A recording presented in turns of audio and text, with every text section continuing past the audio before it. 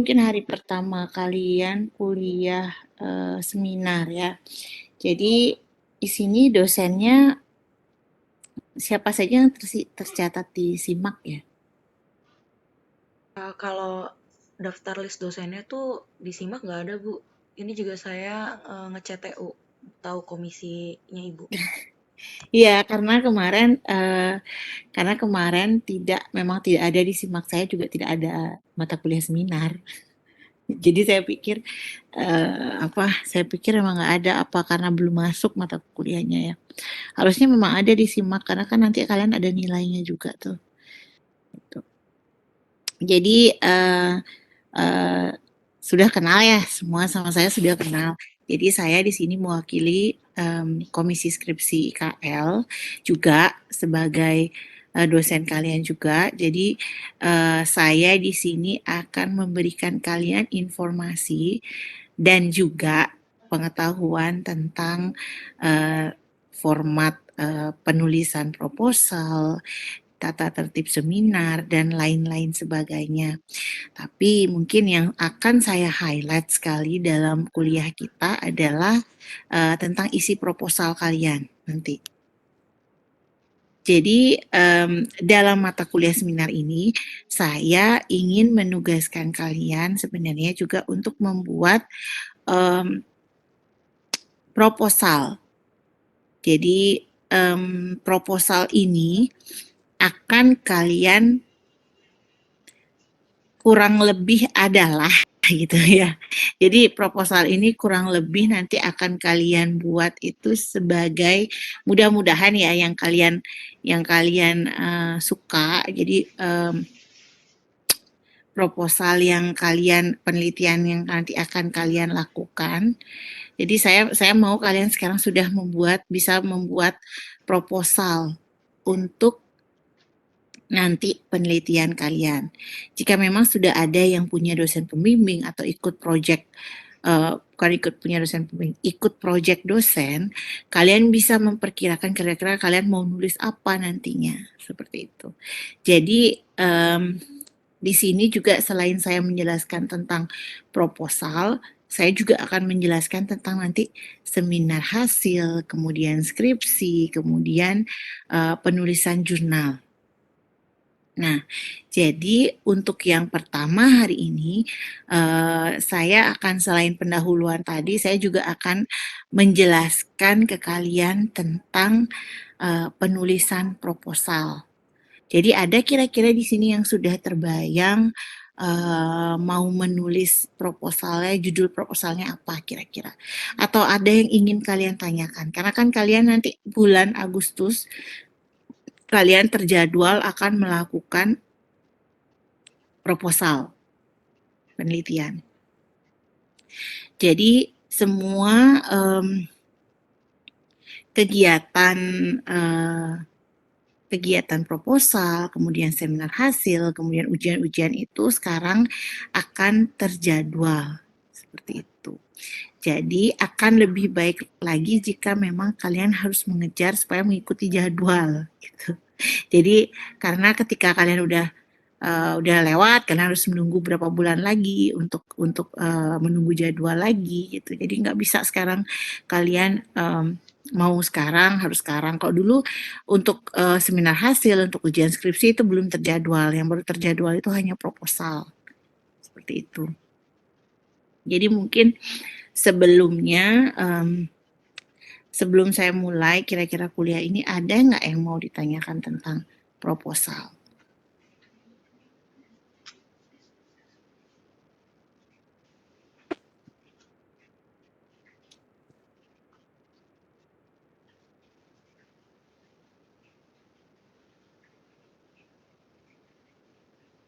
Nggak ada yang ditanyakan?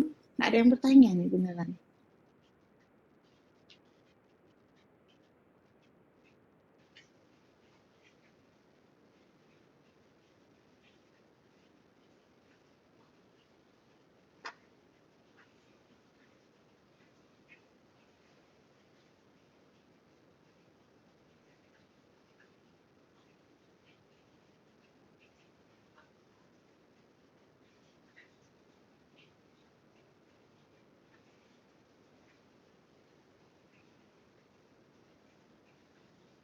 Tidak ada yang ditanyakan ya?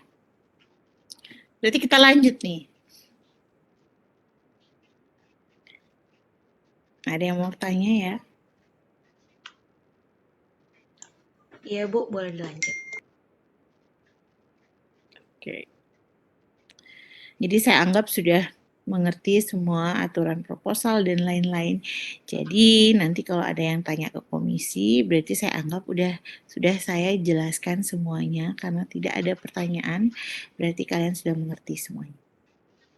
Oke. Jadi pertama saya ingin menunjukkan contoh ke kalian tentang contoh proposal skripsi. Terlihat ya di layar. Jadi ini salah satu proposal dari kakak kelas kalian. Ini penelitian secara kualitatif. Jadi ada yang sudah tahu mungkin penelitian kualitatif, kuantitatif itu sudah ada yang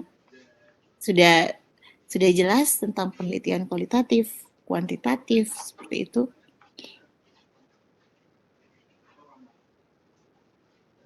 Dari saya masih belum, Bu. Kualitatif itu adalah penelitian yang dijabar. Jadi kualitas, jadi tidak hasilnya itu tidak didapatkan dari perhitungan matematis seperti itu. Ngerti nggak? Kalau misalnya yang matematis kuantitatif itu seperti misalnya perbedaan pertumbuhan karang. Jadi pertumbuhan A misalnya 5 cm, pertumbuhan B 7 cm. Kemudian apakah berbeda signifikan? Kemudian dimasukkan ke dalam analisis ANOVA, SPSS. Kemudian dilihat perbedaannya signifikan atau tidak. Itu adalah penelitian kuantitatif. Kalau kualitatif itu dia dijabarkan, ditulis dan tidak dihitung. Gitu. Datanya itu data kualitas, bukan dalam bentuk hitungan gitu. Jadi penjelasan tentang sesuatu. Jadi bisa kalian lihat sebenarnya dari judulnya penerapan kebijakan Indonesia sebagai negara anggota organisasi CCSBT terhadap pemberantasan IUU illegal, unreported and unregulated fishing serta penerapan kuota penangkapan. Nah, di sini mungkin kalian juga masih bingung ya, keminatan kalian seperti apa nanti, kemudian keminatan kalian seperti apa, nanti mungkin kalian mau ambil penelitian seperti apa gitu. Coba ada yang sudah tahu nggak kira-kira mau minatnya mau penelitian apa kira-kira?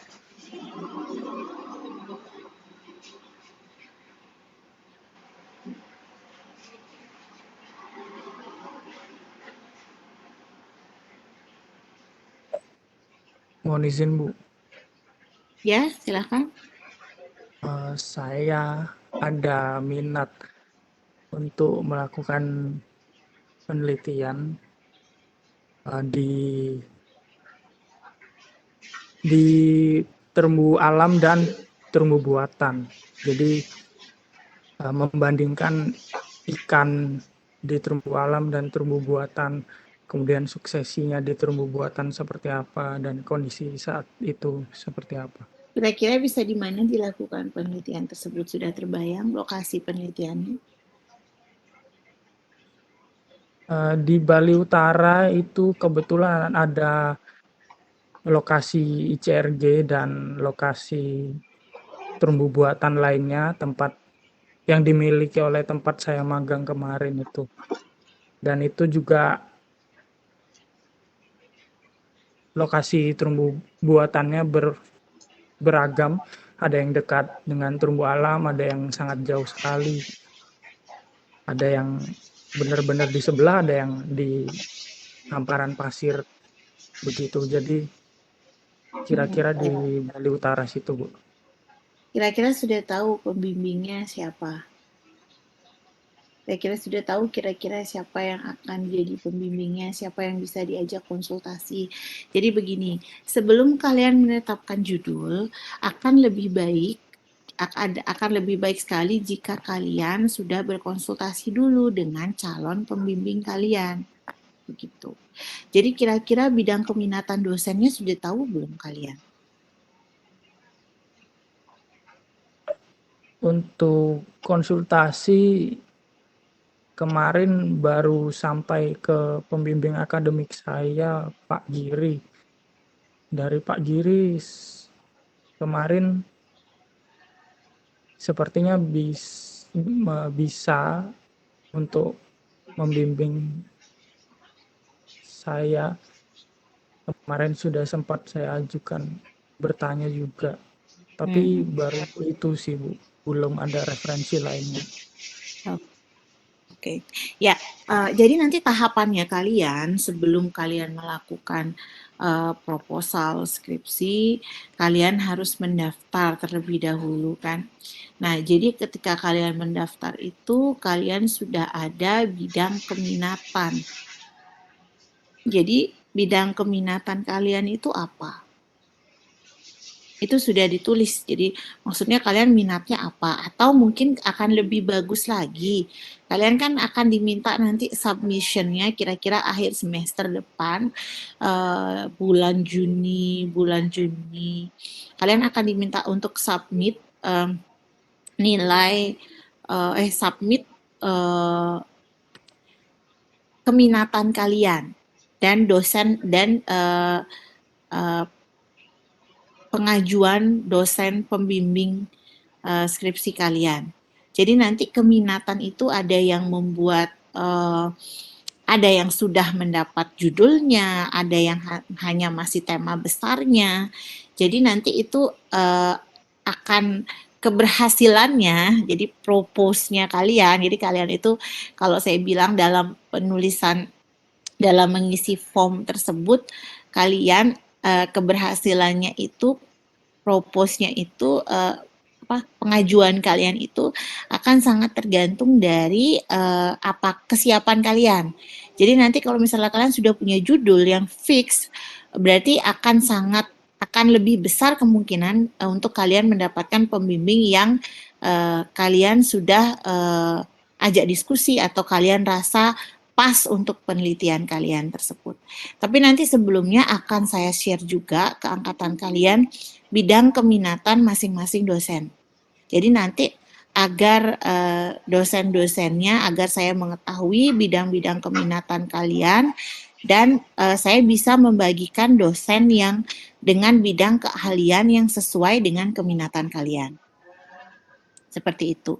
Tapi tidak ada salahnya jika dari sekarang kalian sudah mulai mencari gitu. Sudah mulai sudah mulai menghubungi dosen mana kira-kira yang penelitiannya ke arah sana gitu, yang kalian mau, kira-kira yang kalian minati gitu. Nah, kalau saya sendiri, jadi nanti step-stepnya sebelum kalian proposal ini adalah akan saya bagikan dulu bidang keminatan dosen, akan saya lakukan di mungkin segera ya, ini mungkin minggu depan mungkin ya, karena ini agak peak juga jadwal saya. Jadi akan saya bagikan bidang keminatan, kemudian akan saya juga informasikan untuk link pendaftaran, jadi submission kalian untuk pengajuan judul dan pembimbing. Jadi saya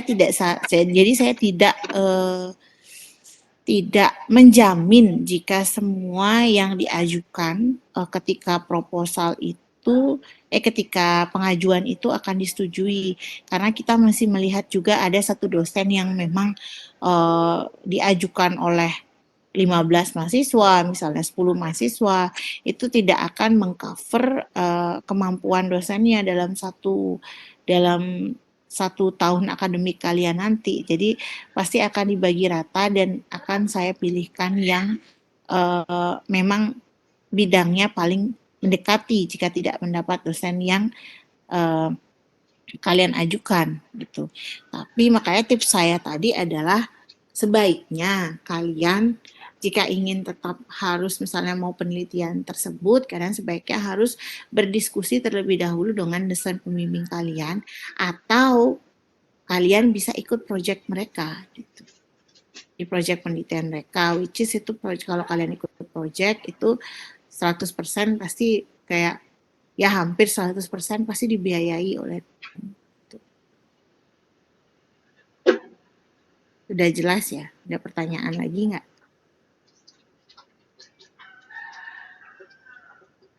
Ada pertanyaan dulu sebelum saya lanjut? Nggak ada. Sepi sekali ya. Ini mahasiswanya ada nggak sih ya? Saya agak ragu ini nggak ada orangnya.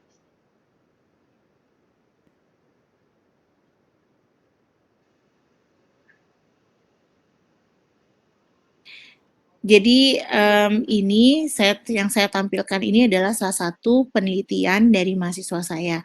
Jadi perlu juga kalian ketahui ini salah satu bidang penelitian yang saya lakukan. Jadi saya itu melakukan penelitian tentang pola distribusi hasil tangkapan, traceability, mostly traceability, kemudian fisheries law, jadi hukum marine law, international marine law juga. Jadi mostly adalah kebijakan atau hukum, pola distribusi, hasil tangkapan, tracing ikan, penangkapan seperti itu. Jadi bidang saya masih diverse ke sana, cuman saya akan fokusnya untuk research S3 saya adalah tentang international marine law. Jadi international marine law itu sangat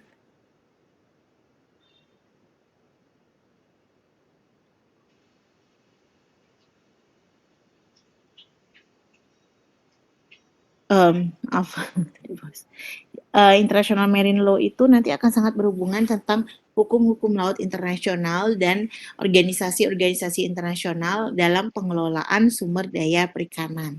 Jadi di sini juga saya berikan contoh salah satu penelitian kualitatif dari mahasiswa saya yang bernama Selvi Dwi Septiarini. Jadi penelitian kualitatif mungkin analisisnya itu tidak begitu banyak kalian temukan karena kayak metodenya itu wawancara, pengumpulan datanya itu observasi langsung, wawancara segala macam. Jadi itu tidak akan banyak sebenarnya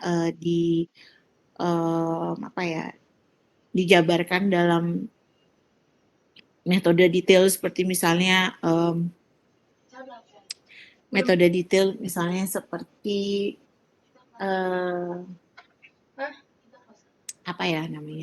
penangkapan misalnya seperti pengukuran misalnya pengukuran karang misalnya jumlah karang hidup dan karang mati menggunakan transek itu kan banyak sekali ya. Kemudian observasi ikan karang, jadi spesies apa yang ditemukan di karang dengan metode visual apa sih? Aku masih memikirkan. Visual yang visual yang data pengumpulan data biasanya dalam nyelam itu apa ya namanya ya? Apa ya namanya alusius itu apa ya namanya ya? Data untuk mengumpulkan data ikan karang itu ya. Ya Allah. Oh, di sini Bu. Underwater Fish Census. PGA ya. Apa ya namanya kok saya lupa ya? Apa ya Aloysius? Underwater Visual Census. Oh iya. UVS kok PGA sih. Yes. Jadi biasanya dengan metode itu, jadi banyak sekali sebenarnya kalau metodenya kalau misalnya kalian mau menyelam seperti itu. Jadi metode untuk deskriptif, untuk kuantitatif itu jauh lebih banyak gitu metodenya.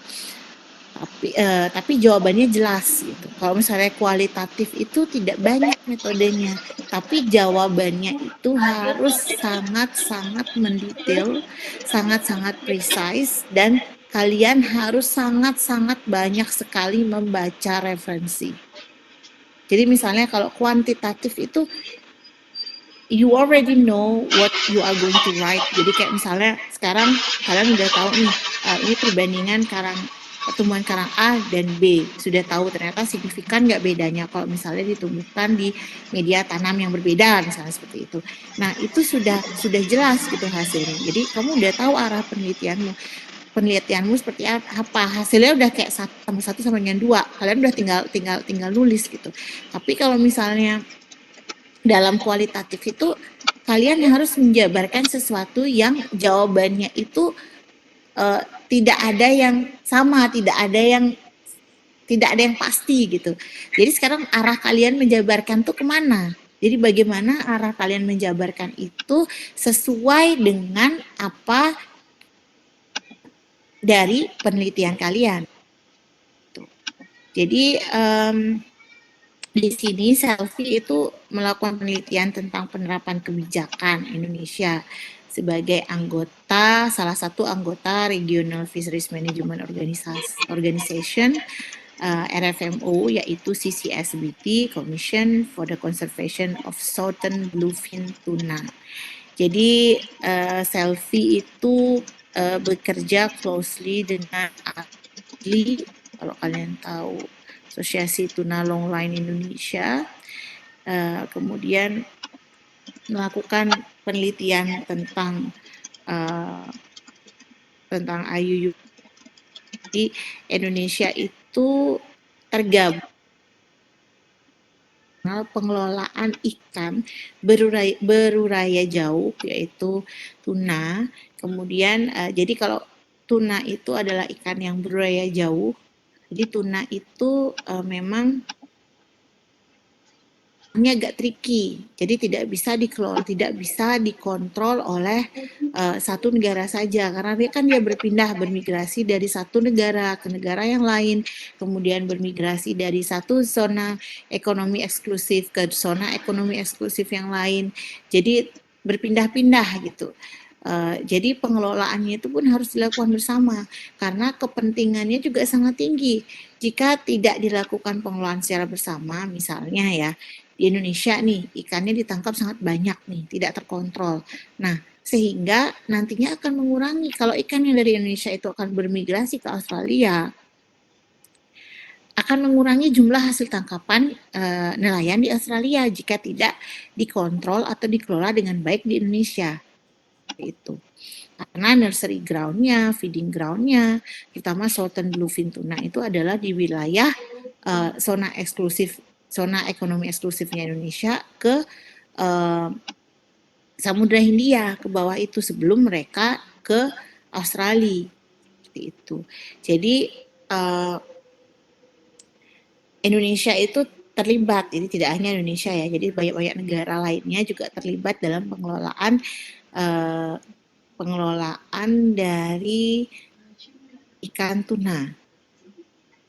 Nah, salah satunya Selfie di sini hanya membahas salah satu organisasi, yaitu Commission for the Conservation of Southern Bluefin Tuna. Jadi ini Southern Bluefin Tuna ini adalah ikan tuna yang paling mahal, yang harganya bisa sampai miliaran dalam satu kali tangkap. Jadi depend sih memang bagaimana kualitas dagingnya dan berat ikannya sangat dipengaruhi sekali harganya. Kalau di Jepang itu di pasar lelang itu bisa sampai miliaran harga tunanya. Nah, kemudian dalam format penulisan di sini, dan seperti biasa juga kalian sudah ada kan format panduan penulisan skripsi, itu ada di web. Nanti kalian bisa cek format terbarunya. Itu ada covernya, kemudian lembar pengesahan, kemudian daftar isi, daftar gambar, daftar lampiran, pendahuluan. Jadi pendahuluan tersebut itu kan yang lain sudah biasa ya, daftarnya kalian sudah tahu bagaimana. Jadi pendahuluan itu adalah hal-hal yang melatar belakangi kalian untuk melakukan penelitian kalian itu. Apa saja? Kenapa kalian melakukan penelitian tersebut? Atau masalah-masalah apa yang membuat kalian tertarik untuk melakukan penelitian tersebut? Itu. Jadi latar belakang ini tuh merupakan benang merah. Jadi benang merah antara benang merah penelitian kalian. Jadi harus ada sesuatu yang menghubungkan kenapa sih kalian melakukan melakukan penelitian tersebut? Kenapa kalian membuat rumusan masalah seperti itu gitu loh? Apa dasar rumusan masalah itu? Dasar dari penulisan rumusan masalah itu adalah latar belakang ini gitu. Jadi latar belakang ini harus nyambung ya. Jadi antara rumusan masalah kemudian ke latar belakangnya. Nah, rumusan masalah itu bisa 1, bisa 2, bisa 3. Boleh berapa saja asalkan kalian mampu dan disetujui oleh pembimbing kalian. Ya. Jadi ada yang mungkin buat pembimbing, ada yang mungkin 1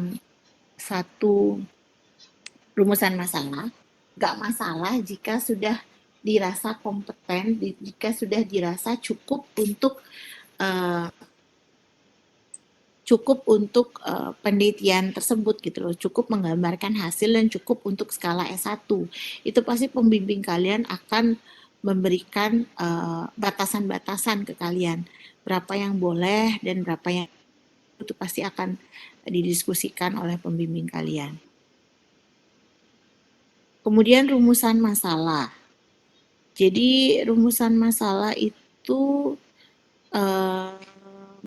seperti biasa itu juga nanti didiskusikan ya. Tujuan tadi tujuan itu adalah jawaban atau tujuan dari rumusan masalah tersebut. Jadi misalnya kalau kalian buat rumusan masalah itu dalam 1 nih plus point 1, point 2, ntar tujuannya jangan paragraf gitu loh.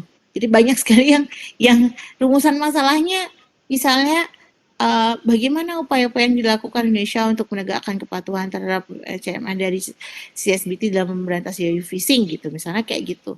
Terus nanti tujuannya adalah 1, mengetahui upaya-upaya, 2, bla bla bla bla, 3, bla bla bla, kan nggak nyambung ya.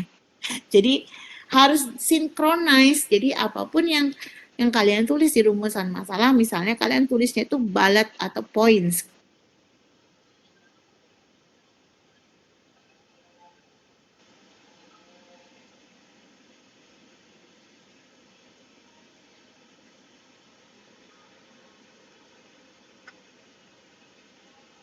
William,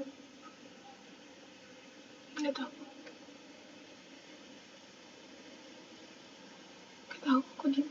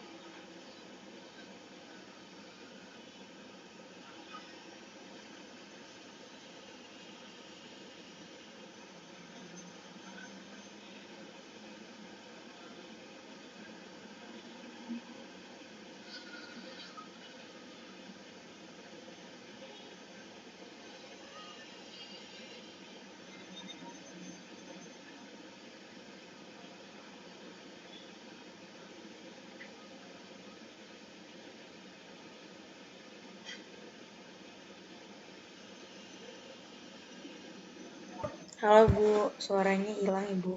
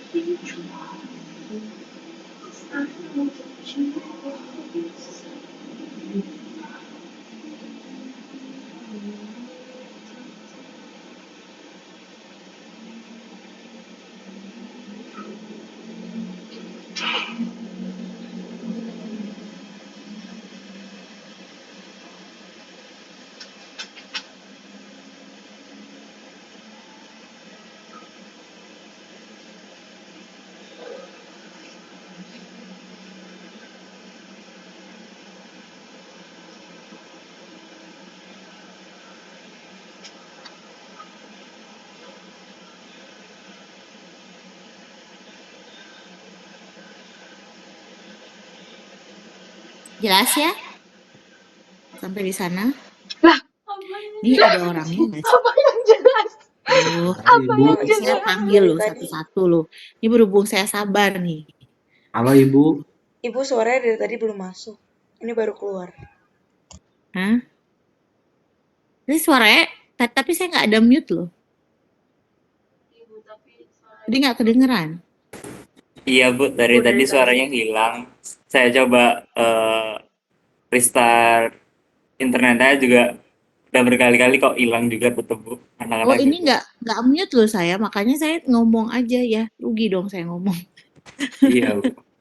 Jadi tadi saya sampai di mana sih yang kalian dengar? Terakhir terdengar yang di Ibu bilang kalau rumusan masalah dan tujuan itu jangan beda formatnya gitu Bu. Jadi misal bulat ya bulat gitu. Jauh amat, saya udah di batasan masalah loh. Bahkan ngomongnya ini nggak ke-mute sama sekali. Makanya saya ngomong terus. Nanti kalau misalnya gitu langsung interupsi ya, langsung ngomong ya. Kalau suara saya hilang, karena saya bener-bener nggak apa ya, saya ngira itu kalian sudah dengar gitu. Oke Bu. Jadi tadi kan saya ngomong tujuan masalah dan rumusan masalah dan tujuan harus clear ya. Nah, kemudian untuk batasan masalah. Jadi kan sudah nih tadi saya jelaskan harus sama. Jadi akan lebih baik dia kalau misalnya penulisan kalian itu supaya lebih clear, dia harus poin per poin. Dia sebaiknya poin per poin seperti ini. Jadi nggak paragraf yang panjang, terus intinya yang mana gitu. Jadi kita say forward aja bahasanya itu direct aja. Misalnya rumusan masalah yang pertama apa, yang kedua apa, kemudian yang tujuan itu adalah jawaban dari rumusan masalah kalian. Jadi sebenarnya poinnya sama, hanya dia jawaban bukan dalam bentuk pertanyaan. Gitu. Tujuan. Nah, kemudian manfaat. Di sini ada manfaatnya secara akademik dan secara secara praktis gitu. Kalau prakteknya pada pemerintah, kalau misalnya tergantung kalian ya prakteknya untuk kalian untuk di masyarakat atau misalnya untuk kehidupan pribadi atau seperti apa, itu akan berbeda tergantung penelitiannya. Jadi pada intinya manfaat itu ada bedanya ada dua tuh. Jadi manfaatnya secara akademik dan manfaatnya secara praktis. Jadi nanti praktisnya itu di-split lagi berdasarkan ada yang bagi masyarakat atau bagi pemerintah, seperti itu kalau di sini. Nah, kemudian batasan masalah. Nah, batasan masalah ini yang penting juga. Jadi, batasan masalah ini adalah hal-hal yang tidak kalian lakukan dalam penelitian kalian. Karena penelitian itu, terutama penelitian yang kualitatif, akan sangat akan sangat dekat keterkaitannya dengan misalnya hal-hal di sekitarnya, hal-hal di sekelilingnya seperti itu. Jadi harus dibatasi gitu supaya jelas apa yang kalian lakukan dan apa yang tidak kalian lakukan. Nah, biasanya batasan masalah ini untuk membatasi kalian dalam pengumpulan data yang berlebih atau terlalu banyak data dan pengumpulan data yang tidak perlu. Jadi banyak sekali mahasiswa sebelumnya itu yang saya rasa agak kurang sinkron gitu. Jadi datanya banyak sekali, tapi dia bingung ngolahnya gimana. Terus data ini buat apa? Gitu.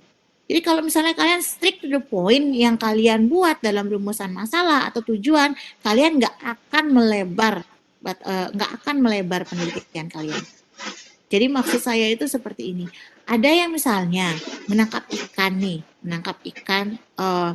ada yang penelitian tentang penangkapan ikan, perbedaan hasil tangkapan ikan di A atau di pantai pemutaran, dan pantai Amet misalnya kayak gitu. Nah, terus data yang dia kumpulkan itu selain dia ambil jumlah data hasil tangkapan ikan sari, dia juga mengambil data misalnya data parameter kualitas air. Itu kan nggak nyambung ya.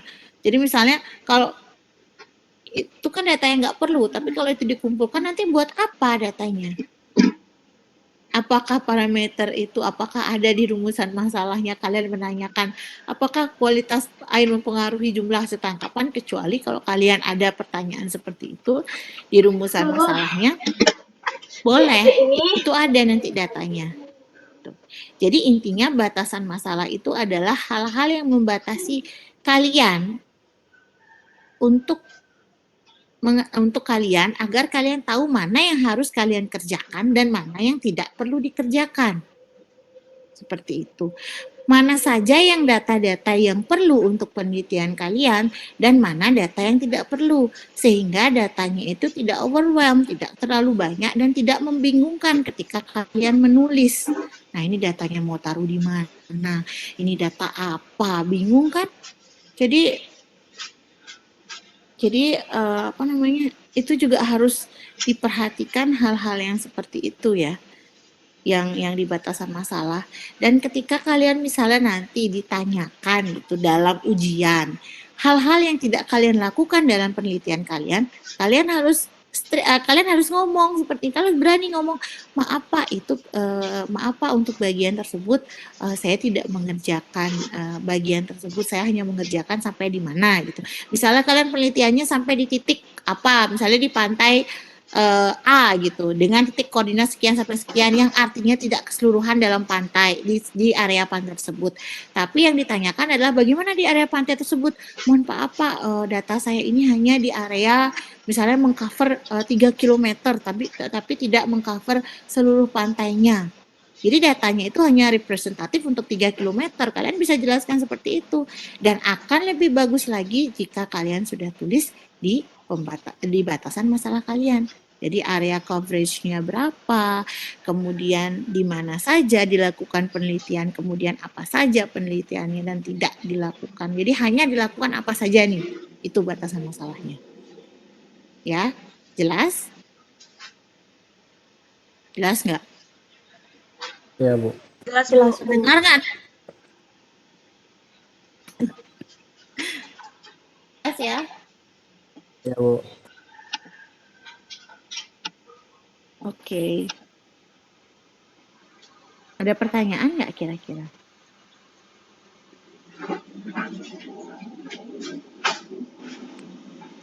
Ada pertanyaan?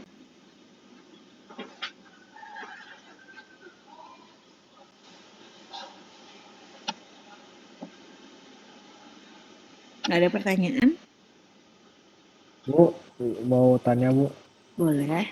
kalau yang bagian manfaat itu Bu, apa harus ada yang apa manfaatnya bagi siapa aja itu ada ketentuannya nggak Bu? Itu tergantung penelitiannya kalian. Jadi karena ini penelitiannya tentang hukum dan ada kaitannya dengan aplikasi hukum yang sudah dilakukan oleh pemerintah, jadi akan sangat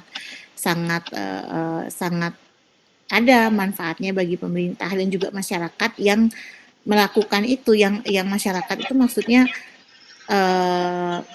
pengusaha perikanan yang menangkap ikan seperti itu.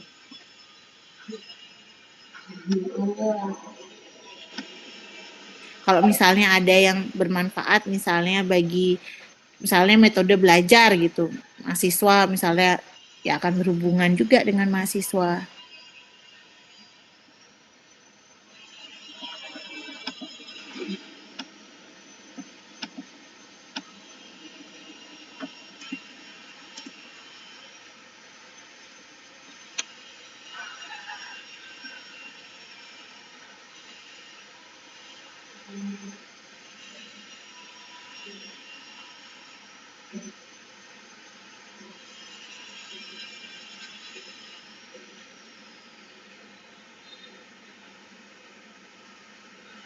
Hilang lagi suara Buria.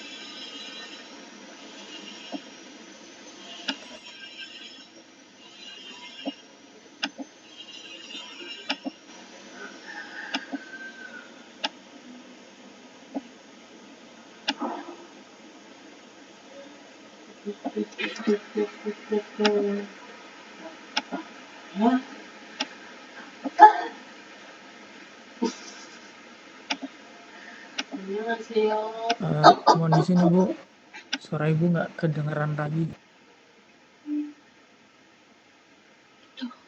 Suara ibu. Iya.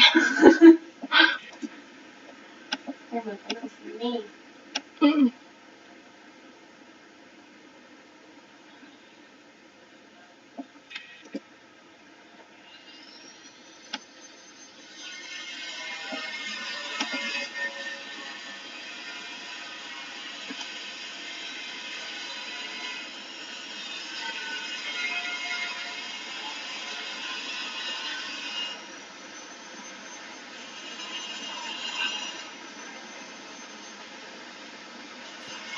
Ada pertanyaan lagi? Saya ingin bertanya Bu, Ya, silakan. mengenai batasan masalah. Mm-mm. Kan menurut orang-orang batasan itu bisa punya arti dan definisinya masing-masing. Jika misal memang peneliti ini bilang salah, jika memang menurut peneliti itu hal tersebut ada satu hal yang nggak perlu diambil, dia dimasukkan ke dalam batasan masalah, tapi ketika di seminar ditanya kenapa itu nggak dimasukkan ke penelitian, misal di suatu terumbu ikan herbivoranya banyak, kemudian untuk mengetahui kenapa ikan itu banyak, misal pengujinya bertanya, ini ikannya banyak, kenapa parameter kimianya seperti fosfat nggak diambil juga? Terus penelitinya bilang, Nggak perlu Pak, karena saya ngambil parameter fisika yang secara nggak langsung itu juga bisa mengetahui kondisi alga-alga sebagai makanan herbivornya gitu. Jadi saya rasa kimianya nggak perlu, cukup di sini aja. Di fisika saya juga bisa mengetahui walaupun secara nggak langsung kok gimana kondisi alganya. Itu gimana Bu? Kan di situ ada perbedaan Kalau pendapat dasar gitu. Nah, jadi kalau misalnya kalau dari saya menangkap tadi, menurut penguji kamu perlu mengambil data kimia, tapi menurut kalian, menurut kamu nggak perlu gitu kan? Nah, itu memang ada di situ ada perbedaan pendapat, tapi menurut saya itu tidak akan sampai terjadi jika kamu sudah mendiskusikan proposalmu dengan detail dengan penguji, dengan pembimbing, sorry. Jadi apa yang akan ditampilkan, kemudian data apa yang dibutuhkan untuk menjawab rumusan masalah kamu sudah clear, tidak akan ada pertanyaan seperti itu. Tuh. Jadi kalaupun memang ada pertanyaan misalnya untuk menambahkan metode ini, metode itu, mungkin itu terjadi dengan alasan-alasan tertentu. Misalnya, kamu gagal menjelaskan dengan jelas kenapa kamu menggunakan misalnya metode A atau B. Kamu tidak bisa menjelaskan dengan baik. Kemudian kamu gagal juga menjelaskan tentang benang merah penelitian kamu. Jadi kenapa kamu melakukan penelitian itu? Jadi semuanya itu ada kaitannya. Jadi nggak bisa misalnya misalnya kalau kalian tidak menjawab dengan yakin apa yang akan kalian lakukan, pasti akan sangat banyak sekali pertanyaan-pertanyaan yang juga sebenarnya membingungkan penguji karena mereka bingung, mereka bertanya. Gitu. Dan apapun usulan sebenarnya yang diberikan oleh penguji itu sah-sah saja ketika kalian ujian proposal. Tapi perlu tidaknya ditambahkan dalam proposal kalian itu adalah keputusan dari pembimbing dan hasil diskusi dengan kalian. Jadi apa saja boleh dikatakan penguji bilang, oh ini harus seperti ini, ganti judul. Tapi kalau memang dirasa tidak perlu oleh pembimbing dan arahnya sudah benar, hanya karena kalian yang tidak bisa menjelaskan ketika ujian, itu biasanya yang sering masalah gitu. Kemarin juga seperti itu. Saya juga ada tuh mahasiswa saya sebenarnya udah benar arah ininya. Malahan itu hampir nggak lulus, hampir ganti judul lah, pindah tempat lah segala macem. Karena dia bilang dia ngeblank pas ujian. Jadi nggak bisa jawab jelasinnya apa gitu. Jadi yang harus kalian ingat, prinsip kalian ketika kalian proposal itu kalian harus tahu setiap kata yang kalian tulis dalam proposalnya kalian. Apalagi yang dipresentasi. Karena setiap kata, apalagi istilah ya, kalian itu harus tahu.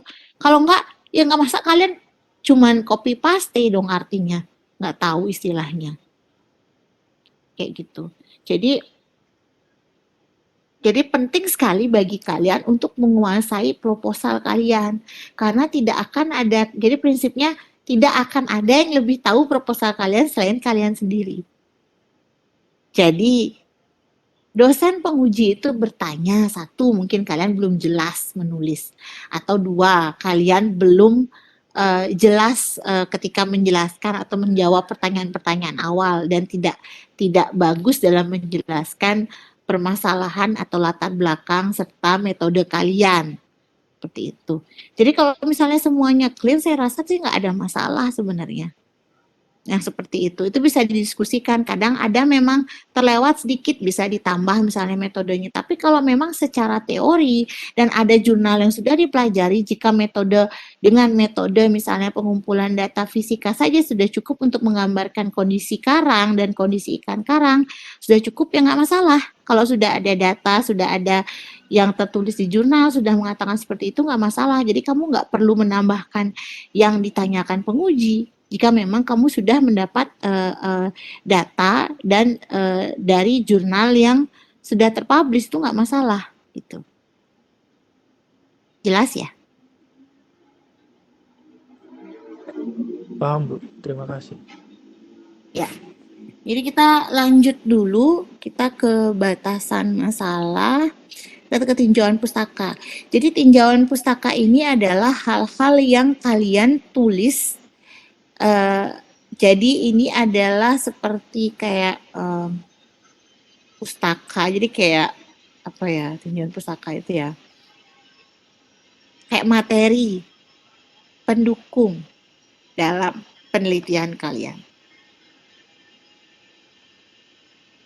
Jadi kalian jabarkan in detail lagi apa yang istilah-istilah atau clue-clue penting dalam penelitian kalian melalui tinjauan pustaka ini. Jadi tinjauan pustaka ini maksudnya adalah supaya memudahkan kalian dalam menulis pembahasan sebenarnya. Jadi kalian tuh belajar dulu, oh ini, oh ini, jadi ini, oh ya ini nanti bisa ditaruh di penunjang, di pembahasan, di penunjang seperti itu. Dan juga ini akan membantu memberikan pengetahuan pada pembaca untuk mengerti tentang apa yang kalian maksud dalam penelitian kalian, terutama istilah-istilah itu apa sih CCSBT. Kan di awal kalian nggak menjelaskan secara detail itu CCSBT sebenarnya, oh dia part dari RFMO misalnya. Itu kan kalian nggak jelaskan in detail di sini. Di atas di introduction. Jadi kalian ditulisnya detail di sini. Jadi semua di sini clue-clue yang berkaitan dengan penelitian kalian di judul, coba lihat di rumusan masalah ada di sini. Jadi ada unreported fishing, kemudian unregulated fishing, kemudian illegal fishing, illegal and unregulated fishing, dan lain-lain. Ikan di negara lain semakin berkurang, juga ada hubungannya dengan overfishing segala macam. Dan hal-hal yang berpengaruh faktor ini lengkap juga semakin bagus sebenarnya. Jadi perlu nanti ditambahkan dan disesuaikan dengan masalah introduksi dan batasan masalah kalian ya. Kemudian metodologi. Nah, metodologi ini perlu adanya waktu dan tempat pelaksanaan. Jadi karena kemarin juga ada yang tanya, sebenarnya banyak case di kemarin, penelitian dosen itu gimana? Karena kan penelitian dilakukan sebelum jadwal proposal, gitu kan? Pertanyaannya banyak itu. Bagaimana solusinya jika saya mau saya ikut proyek dosen, Bu, tapi proyek dosennya sudah jalan mulai April atau mulai Juni atau mulai Agustus. Saya nggak bisa, Bu, kalau proposal Agustus karena saya udah jalan. Nah, itu kami dari komisi ada kebijakan untuk kalian boleh ujian minimal dengan dosen pembimbing kalian. Akan lebih baik lagi jika kalian sudah bisa ujian singkat dengan dosen pembimbing dan penguji kalian.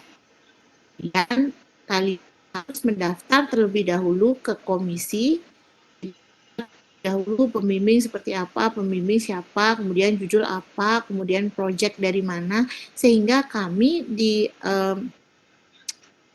komisi bisa membagikan pembimbing dan pengujinya terlebih dahulu, mendahului dibandingkan teman-teman kalian, dan kalian bisa ujian mendahului ujian proposal. Nah, setelah kalian ujian proposal bisa mendahului, kalian bisa lebih dahulu gitu. Jadi kalau misalnya kalian ambil data dulu baru proposal, ya salah. Proposal itu kan tujuannya untuk memantapkan kalian untuk ambil data. Jadi kami memberikan kebijakan kalian bisa ujian lebih dahulu. Itu khusus bagi mahasiswa-mahasiswa yang ikut proyek yang harus dilakukan sebelum jadwal. Terutama proyek di luar, misalnya ada instansi dari luar, ada di LIPI, atau BP, atau di manalah yang, atau proyek dosen mungkin di luar FKP, itu silahkan. Kemudian di sini juga harus ada waktunya yang jelas, jadi penelitiannya kapan, kemudian lokasi penelitiannya di mana saja. Nah, ini lokasi penelitiannya ada di perusahaan tuna dan di instansi. Kemudian alat dan bahan, itu alat dan bahannya apa saja, itu kan sudah umum ya. Alat itu barang yang digunakan, jadi bukan bahan yang habis pakai. Kalau bahan ini bahan sebenarnya ini bahan kalau dalam kuantitatif itu bahan itu yang habis pakai. Oh, ini data-data karena dia nggak ada bahan pakai, ini dia buat data sekunder, agreement, jadi dokumen-dokumen sebenarnya bahan ini. Jadi bahan tuh nanti di split lagi, ada bahan habis pakai, bahan ini gitu. Jadi beda-beda lagi kalau penelitian mahasiswa saya ini karena tidak menggunakan bahan habis pakai. Jadi beda ya, beda bahannya. Kemudian metode, tadi saya jelaskan metode di sini ada studi pustaka, ada wawancara, kemudian analisis datanya itu ada analisis data jenis dan sifat penelitian seperti apa, metode pengumpulan data, kemudian analisis data seperti apa, studi pustaka, wawancara, jadwal kegiatan. Jadi akan sangat penting sekali di sini membuat jadwal kegiatan di sini supaya kalian tahu progres kalian sampai di mana. Gitu. Jadi bulan Januari ini kalian harus selesai apa? Harus selesai. Kemudian Februari harus targetnya selesai apa? Akan sangat baik lagi sebenarnya kalau kalian buat jadwal penelitian detail, timeline penelitian detail dalam buat untuk diri Anda sendiri gitu di rumah, misalnya buat timeline detail. Jadi timeline detail itu adalah apa namanya, supaya untuk mengikuti progress kalian in weekly basis gitu. Kalau nggak bisa on daily basis, kalian bisa weekly basis.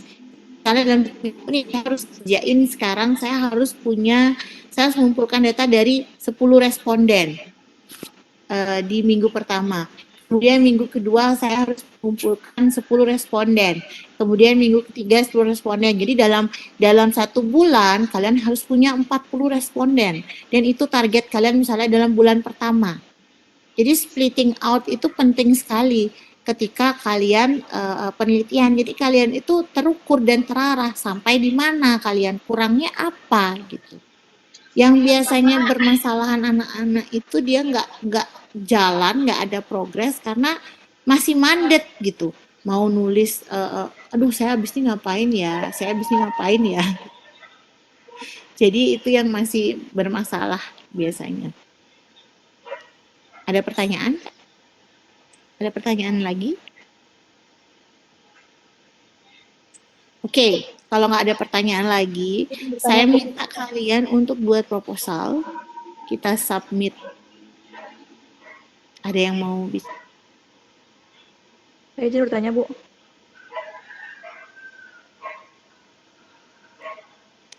Silakan.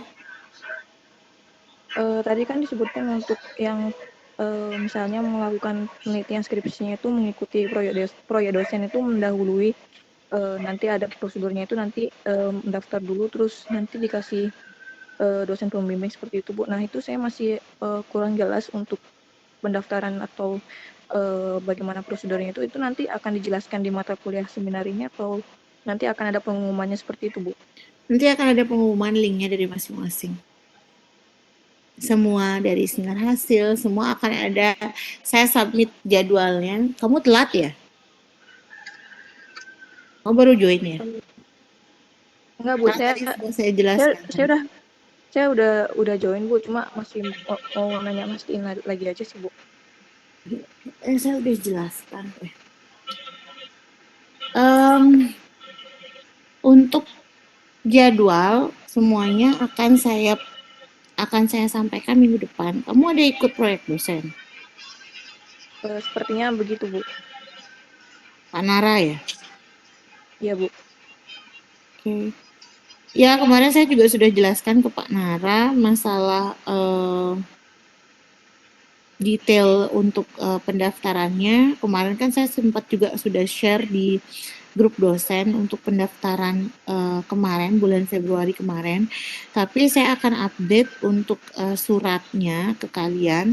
Jadi mungkin paling minggu depan saya bisa kirim ke kalian untuk link pendaftaran dan lain-lainnya. Masih sama seperti sebelumnya, hanya mungkin harus update di tanggal aja sih saya. Jadi sama, nggak ada bedanya sama sebelumnya. Kalian daftar lebih awal. Sebenarnya pendaftaran lebih awal itu supaya kami juga bisa notice kalian itu sudah lebih awal, kemudian kami bisa bagi pengujinya. Jadi nanti ujian itu minimal dengan dosen pembimbing, atau lebih baik lagi jika dosen penguji dan pembimbingnya bersama-sama bisa menguji ujian proposal kalian. Udah jelas?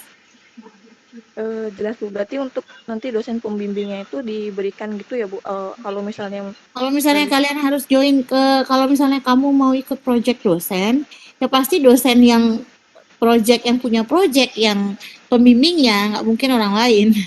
ya Bu, nggak maksudnya kan pembimbingnya ada 2 gitu Bu, yang lagi satunya Ya, itu ada 2 dan satunya lagi yang memang bidangnya berkaitan dengan yang kamu lakukan gitu. nah itu Bu, kemarin kan saya udah diskusiin untuk dosen pembimbing yang kedua ini, tapi masih belum tahu siapa gitu Bu. Kalau kalau menurut ini tadi itu kan dia, Ibu katakan kan berarti nanti dapat dosen pembimbing, kalau misalnya nanti saya coba diskusi dengan dosen, yang kemungkinan keminatannya itu sesuai dengan penelitian ini, mungkin saya bisa tanyakan apakah bisa menjadi dosen pembimbingnya, itu seperti itu bisa nggak Bu, kira-kira? Bisa, bisa nggak masalah. Kalau misalnya memang kamu bisa mengajukan, tidak masalah. Jadi gini ya, kalau misalnya satu dosen sudah berkompetensi untuk penelitian kamu itu, jadi ya, yang yang lain tuh sebenarnya nggak masalah sih. Jadi kalau misalnya satu udah kompeten gitu pembimbingnya, nggak masalah sih. Jadi saya anggap itu sudah oke.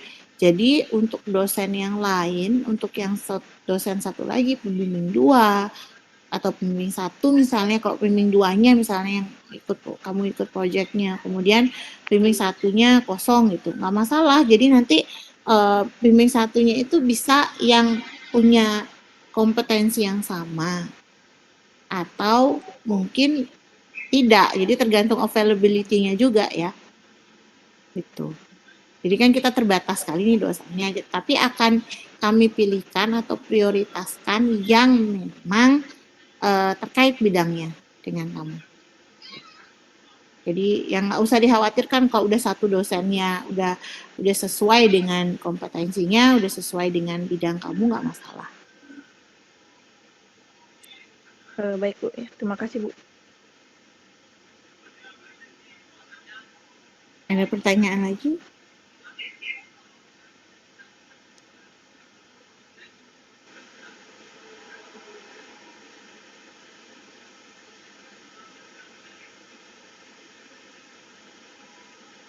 Kalau ada pertanyaan, kalian bisa kerjakan proposal. Jadi untuk minggu depan saya minta draft proposal kalian. Jadi saya mau kita diskusi, jadi apa-apa saja masalah kalian ketika kalian menulis proposal. Kemudian apa hal-hal yang ingin kalian tanyakan yang kurang jelas. Jadi kalian bisa tanyakan, karena ketika kalian tidak kalian tidak menulis sendiri, kalian pasti bingung mau nanya apa, karena kalian belum experience, kalian nggak experience itu sendiri. Jadi saya mau kalian experience itu sendiri, kalian menulis itu sendiri, dan akan sangat baik lagi jika kalian menulisnya dengan serius, karena kita akan kumpulkan di akhir semester sebagai nilai kalian untuk mata kuliah ini. Dan juga kalau misalnya sudah fix, kalian bisa gunakan untuk nanti penelitian kalian. Jadi akan sangat baik sekali disiapkan dari sekarang, karena Agustus kalian sudah ujian proposal. Seperti itu. Oke?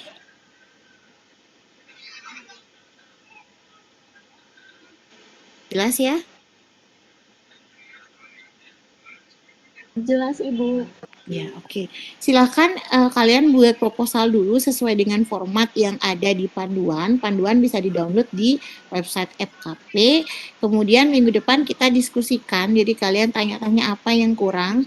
Kemudian habis itu setelah itu kalian revisi dan kita kumpulkan keesokan harinya di hari Rabu tanggal 9 Februari. Ya. Jadi saya hanya melihat draft, jadi belum final ya. Saya hanya melihat draft kalian, kemudian nanti kita diskusikan lagi, baru kita lanjut, ya. Jadi kalian sudah bawa draft kalian ke saya.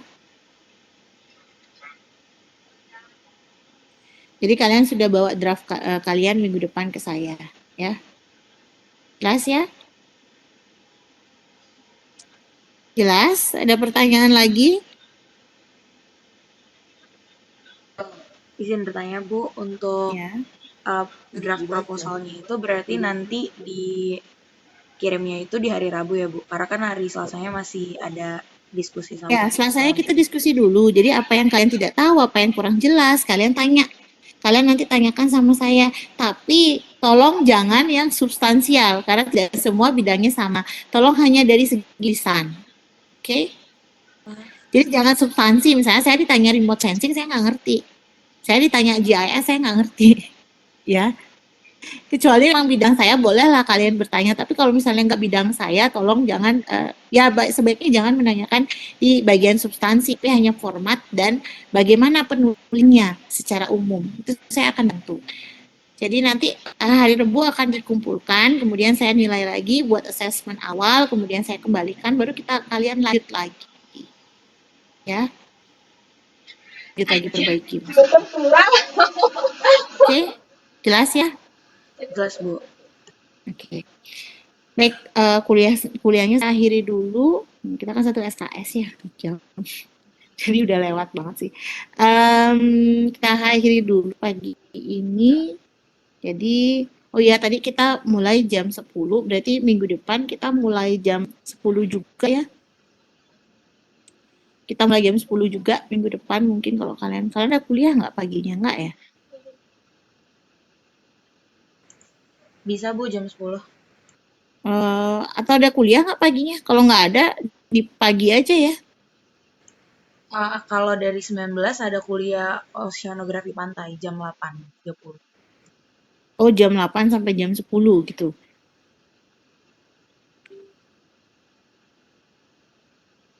Ya udah, jam 10 berarti ya. Oke. Oke, sampai ketemu minggu depan ya. Selamat siang. Oke, makasih Bu. Selamat siang Bu. Terima kasih Bu. Terima kasih Bu. Terima kasih Bu.